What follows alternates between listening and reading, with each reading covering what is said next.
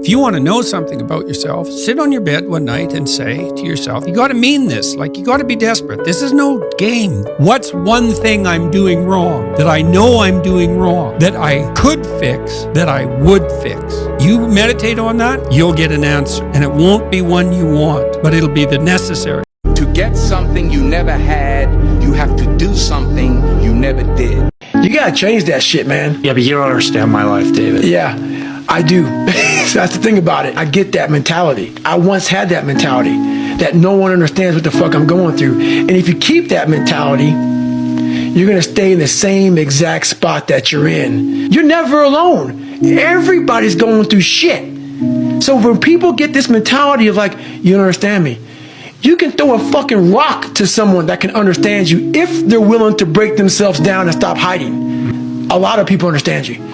I think when I'm 40 years old, I start to know exactly what I want to do. I never think in my life that I would be a business people.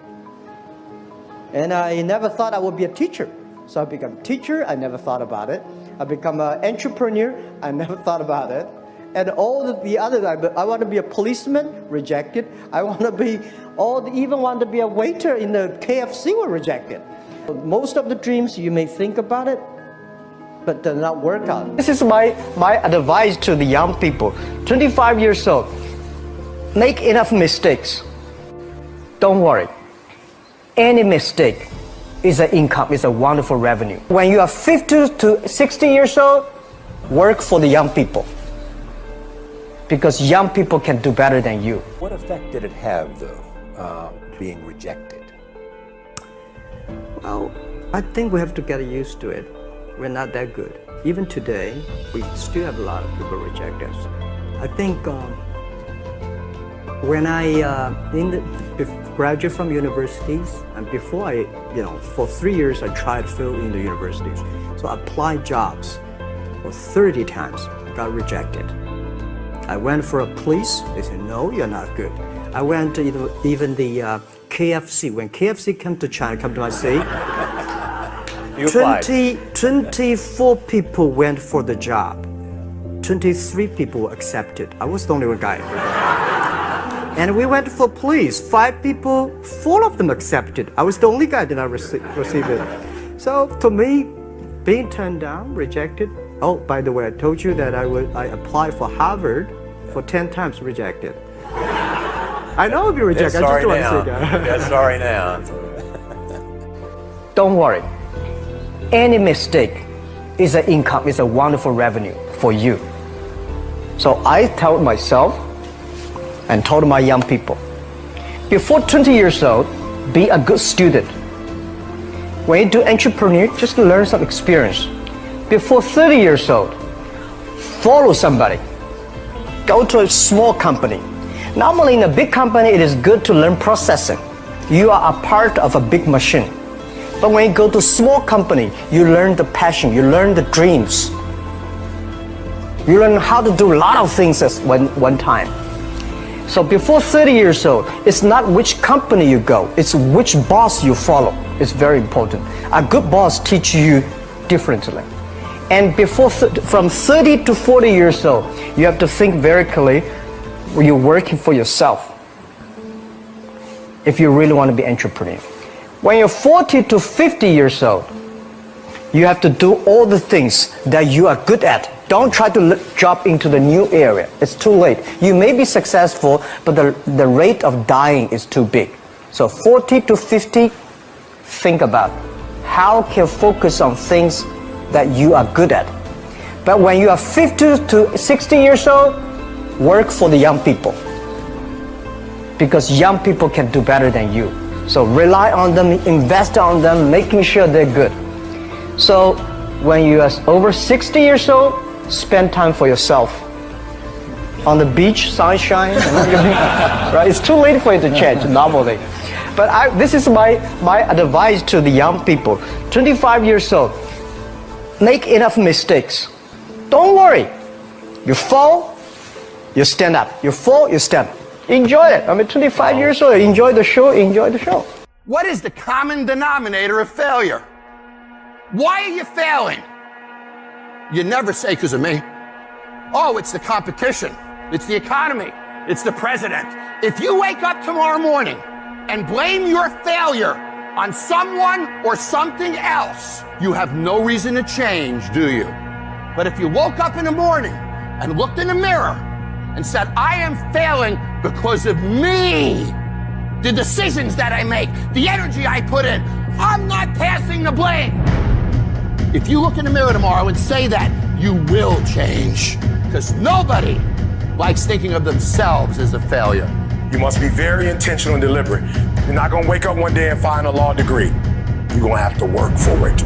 And your problem is, you wake up on Monday and you might be strong, but by Wednesday, you're not intentional and deliberate. You are hoping that the best is gonna happen to you, and the best never happens to you. You gotta be intentional and deliberate, whether you're making money or not making money. You gotta decide that you're gonna do something, and you gotta do it every Monday, every Tuesday, every Wednesday, every Thursday. The problem with some of you in this room, you're not intentional and deliberate. You're a good person that just hopes the good stuff is gonna happen to you. I don't want you to keep doing dumb stuff and say, my life is miserable. No, your life is not miserable. Your ability to make adjustments, to make corrections is messed up. If for 10 years, if you didn't avoid doing what you knew you needed to do, what would you be like? What would happen if you just stopped wasting the opportunities that are in front of you? You'd be 10 times more efficient, 20 times more efficient. You have no idea how efficient people get. It's a choice. You just have to wake up. You just have to break through. You have to be relentless. You have to never let off the gas, never stop, never quit. Never allow anyone to talk you out of the dream, the vision, and ideas that God has sent you. There is no tomorrow. There is no tomorrow. We don't get this again. We don't get this again. The clock runs too fast. That's why we got to savor these moments, because they right now. Take advantage of today. Tomorrow might not exist. Tomorrow, yes, if it comes, great. If tomorrow comes, it's a gift. What we have is a blessing of today. Like today happens. They print money, they don't print time. They don't print opportunities. You can lose money and get it back. You can't get time back. You can't get experiences back. Average people focus on money. The greats focus on time, because I can't get my time back. And you're too slow. You're too casual. You think too much. You need to get in a hurry. The separator is going to be who takes massive action quickly. Every action has an equal and opposite reaction. One action will be sitting on the fucking couch, stagnant. You put your body in motion. You will remain in motion. Your mind's in motion. Everything's in motion. And when everything's in motion, what happens? You give birth to new opportunities. You keep negotiating the price you're paying. Man, all the work I'm putting in, it's not paying off. I don't see my family as much. I gotta do all this. You start negotiating it all the time, and it's sapping all your damn energy. Successful people don't negotiate price, they negotiate worth. Could this be worth it to me to pay this? And once you decide it's worth it to win, it's worth it to be somebody, the negotiation stops. All of you have extraordinary capabilities. All of you. You have to decide if you are willing to do the things to put you in that category. How amazing it is to be able to rise up in the morning and have that sun shine on your face rather than on your grave. What makes life so unique and so beautiful? It is beautiful because whatever you have that you may be facing, what you may be dealing with, life is still good. Life has so many moving parts, but life is always good. Every day is a new day and another opportunity that others may not have. This life that you have been given, this life that you are temporarily holding on to, this life that has been just given to you for only temporary reasons, has more meaning than you can ever imagine. So many people in the world take life for granted instead of realizing that you have to take the opportunity to live it the best way you know how. Now on this journey of life, you're gonna face a significant amount of circumstances, a significant amount of challenges. You're gonna fall into areas that you cannot understand. And maybe it's not in a position for you to understand at that moment. When you start to feel that you are in a position that you don't love your life, then shame on you. Because your life is a beautiful thing. And no one deserves to ruin it. No one deserves to control it. No one deserves to steal your joy. Your life is your life, and you have the right to live it the best way you can. You must discipline yourself and take full control and responsibility for the outcome or whatever it is that you are seeking at this moment.